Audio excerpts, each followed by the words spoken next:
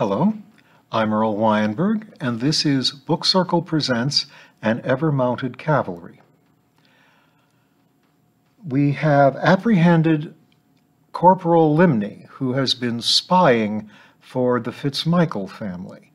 And we learn that the FitzMichaels are not exactly rivals for the throne, but they want to be considered part of the royal family and are not generally considered so yet. And this is a big political issue in Grand Normandy, but in the middle of a war is not the time to go into it. We are now hearing Limney's confession. Limney was the footman who answered the door. 4 men waited in civilian coats, but standing at military attention. They were known to him: Lord Alistair Elaine, Sir John Fitzalan, Richard Pharamond, and Quentin Taney. They were a little clique within Baudry's liberal faction, the same side supported by his masters the FitzMichaels, but by no means supporters of the FitzMichael claim to membership in the royal family.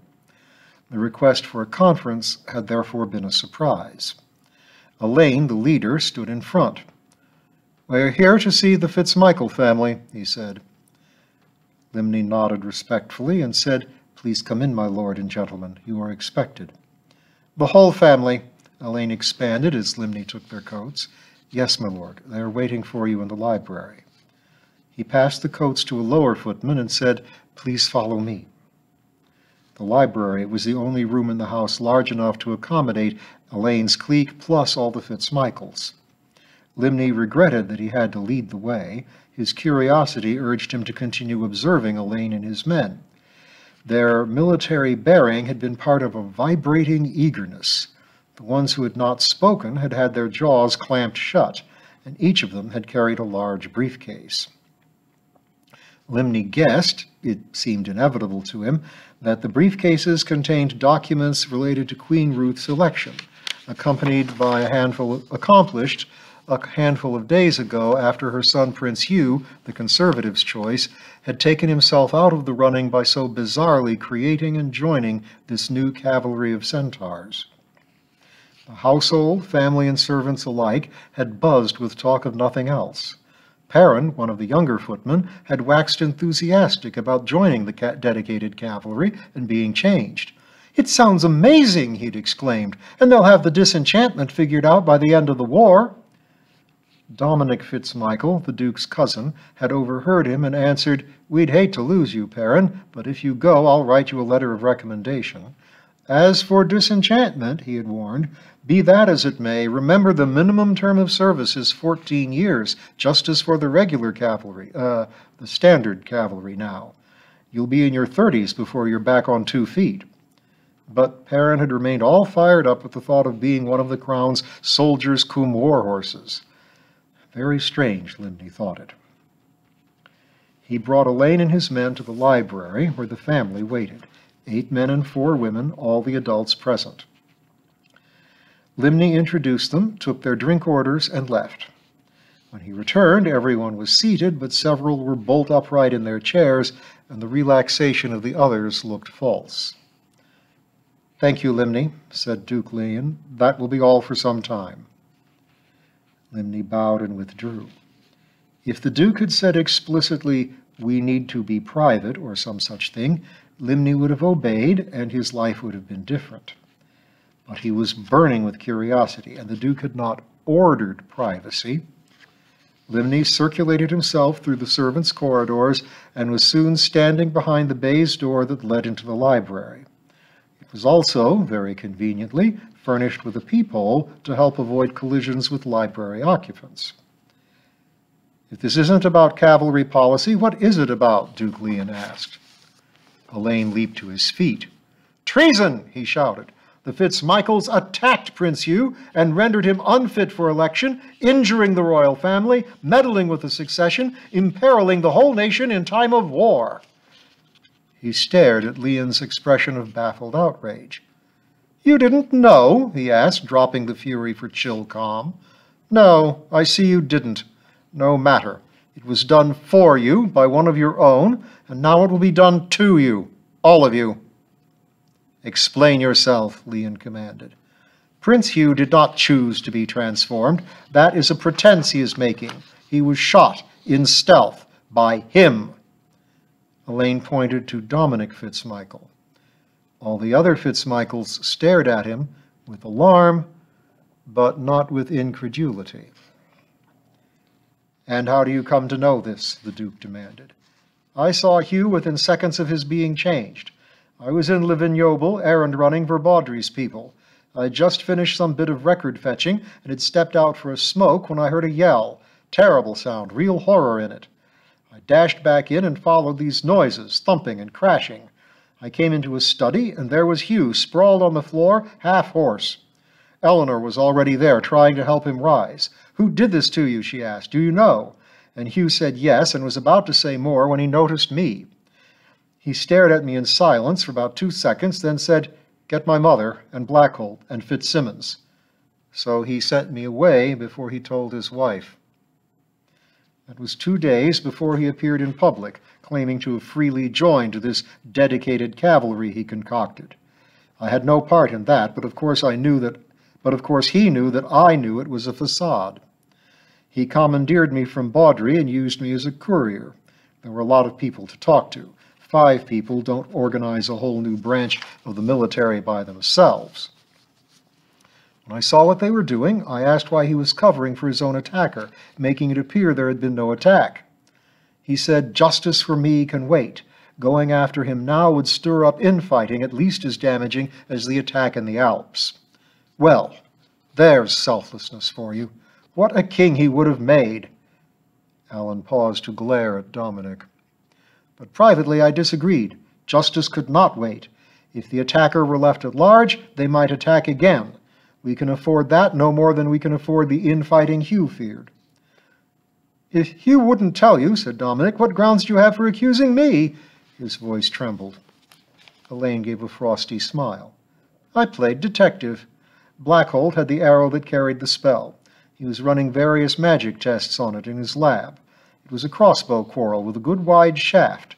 I equipped myself with a camera and borrowed some face powder and a makeup brush from a lady's room, and when Blackholt was out, dusted the arrow for fingerprints, then took pictures. Then I took fingerprints off drinking glasses used by people I suspected, including you, of course, Dominic. Making off with the glasses was even more ticklish than borrowing the quarrel, but I did it. Then I selected the 4 best matches, and so they appeared to my untrained eye, and presented them and the prints from the quarrel to a Vanguard analyst, without, of course, giving any context. She fingered you, Dominic. To clinch the matter, I searched your room at Livignoble. I found no crossbow there, but I did find 2 mounted in a wall display in a corridor nearby. They were quite free of dust, at least until I dusted them for prints. Your prints were on one of those, too, Dominic." Everyone stared at Dominic FitzMichael. Elaine pulled their attention back by reaching into his collar and pulling out a small silver medallion. He pulled it off and threw it on the floor. "There's my ward. No hiding now. I swear by my name I have told you the truth. I will swear again to Dr. Bayard if you want your mage to check my oath." But Duke Leon just turned his stare back to Dominic. "I didn't kill him," Dominic protested. "He's alive and well, but now our royal is on the throne. Ruth is friendly to the liberals, the people willing to shake things up, let new people in. Hugh would have—" "Fool!" cried Leon. "You think the Queen will be friendly to a family that turned her son into a monster? She wasn't to know. It shakes things up. It undercuts the conservatives. We are at war. Now is no time to—" He broke off and turned back to Elaine. "He's yours. Do whatever you want to him." "Here's what I want. I want the end of FitzMichael meddling with the crown. I want the FitzMichaels eliminated as rivals to the king's house. Eliminated.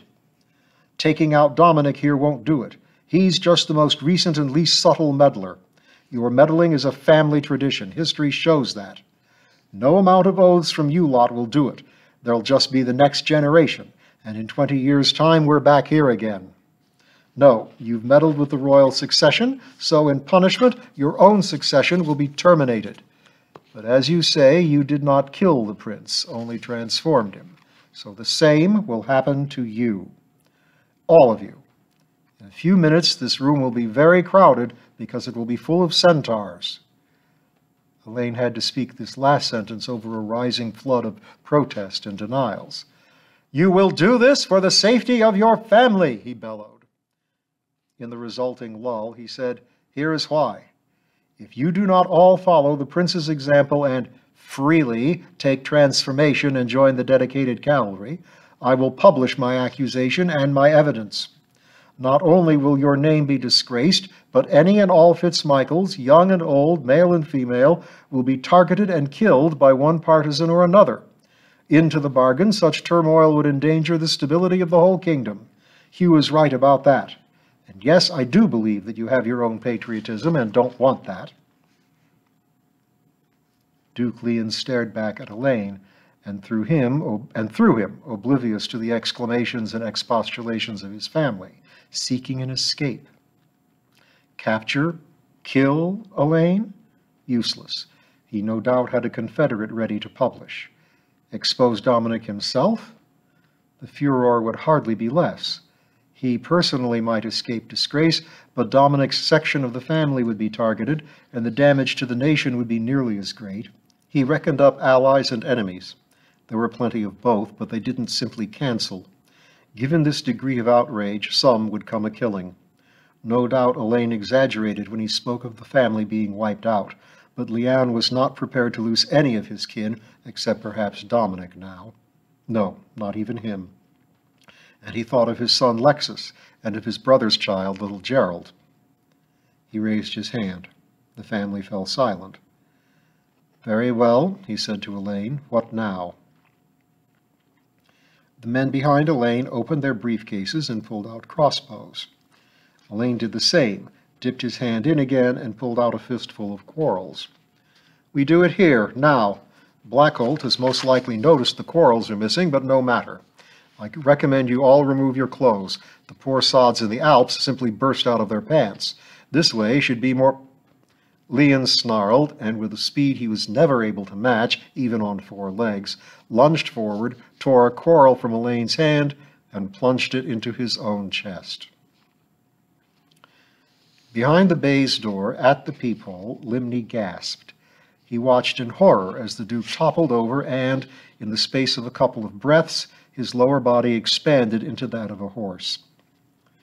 Fear and duty wrestled in his heart. Should he burst through the door and what?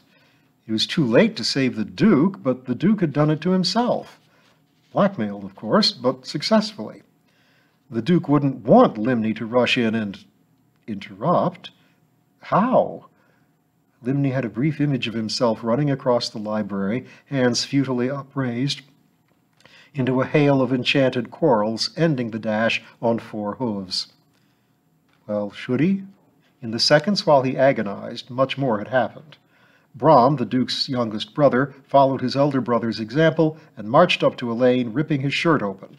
But before he could reach for a quarrel, Pharamond had his crossbow loaded and shot Brom in the chest. More transformation.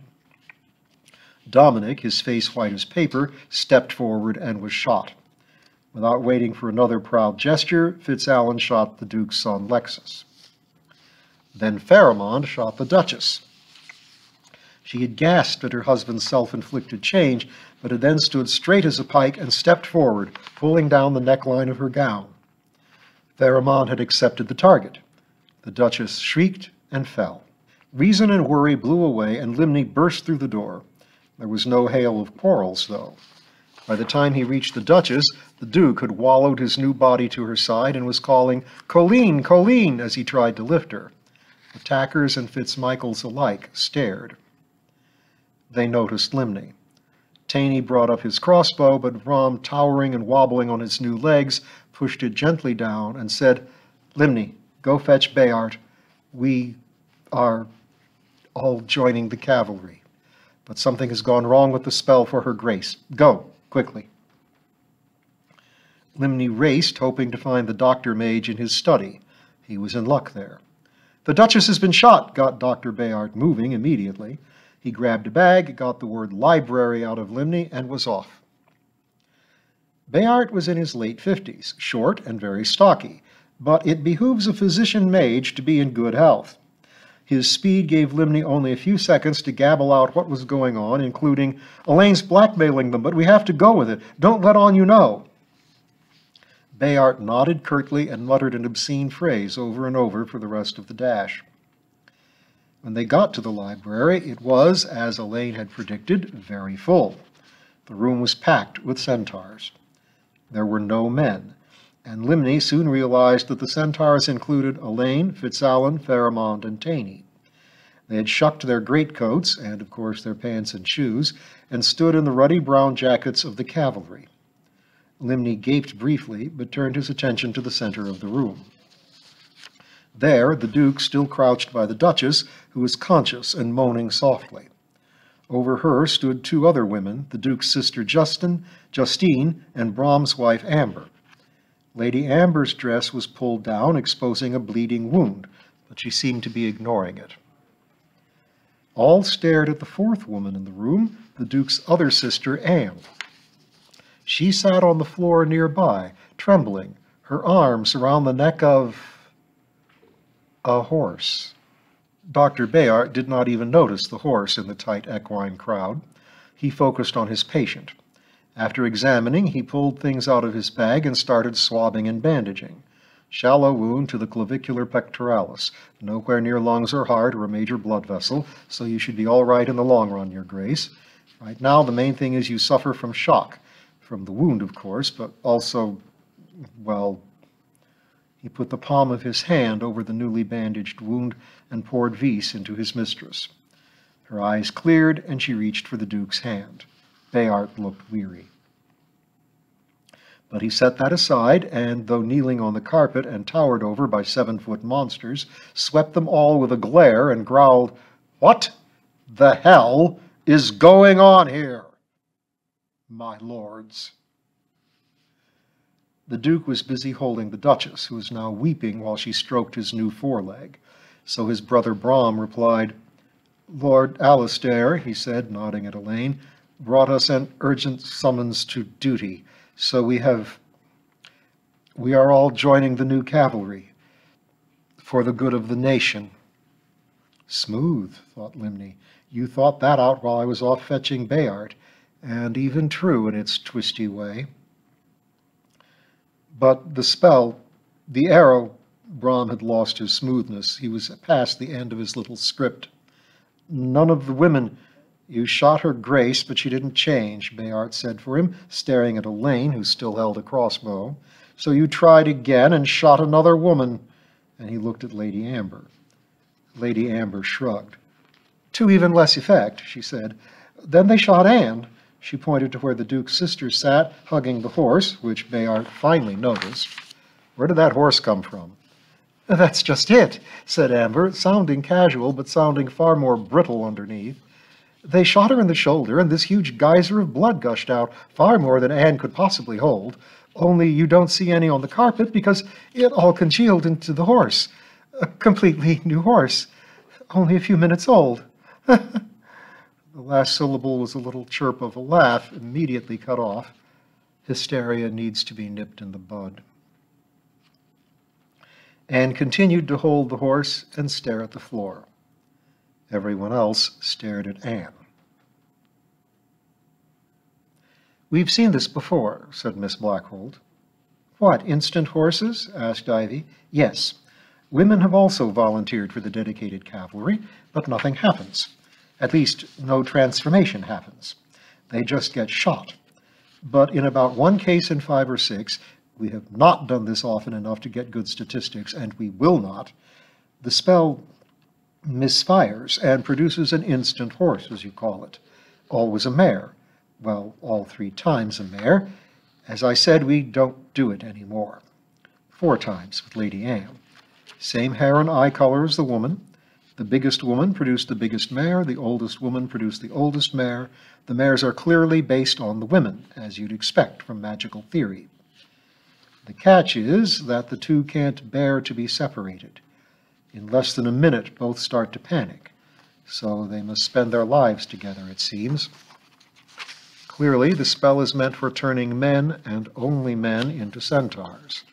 Lacking a Thessalonian mage to interrogate, we can only speculate why. Fletcher nodded. For instance, maybe Thessalonians only use centaurs as warriors and are dead set against female warriors. Or maybe they have another spell for women that they weren't using in the battle. Or maybe women's great affinity for horses screws up the spell. What? Said Miss Blackhold. Fletcher grinned. It's the thing about girls being horse crazy. Every little girl wants a pony and all that.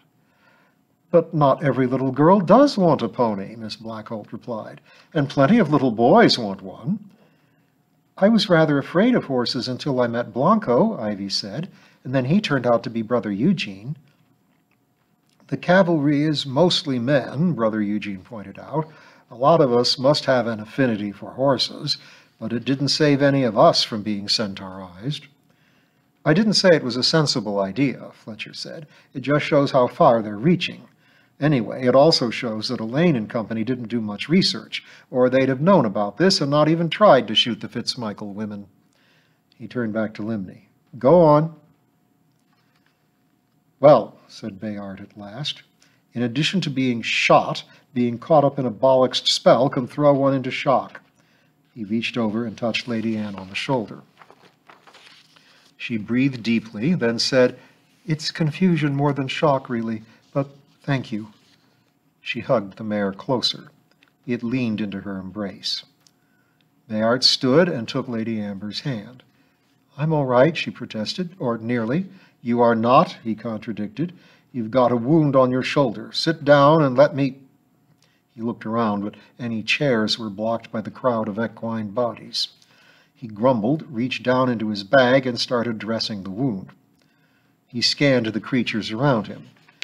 Any of you males injured? There were negative mumbles.